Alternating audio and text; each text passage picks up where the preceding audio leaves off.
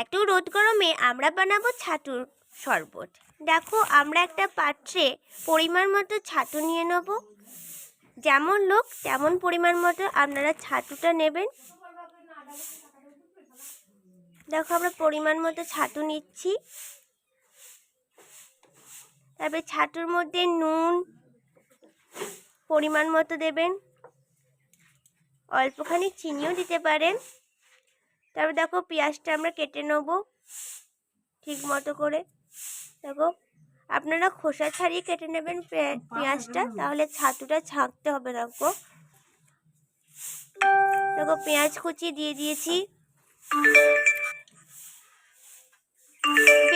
বেশি অবধি দিতে পারেন, অল্প দিতে পারেন। তারপরে লঙ্কা কুচি দেব, কাঁচা লঙ্কা কুচি।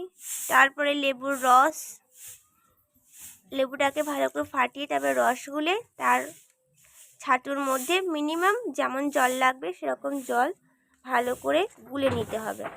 দেখো, আমরা গুলে নিচ্ছি, গোলা হয়ে গেছে। দেখো, এরকম হয়ে যাবে ছাতুটা গোলার পর। তারপর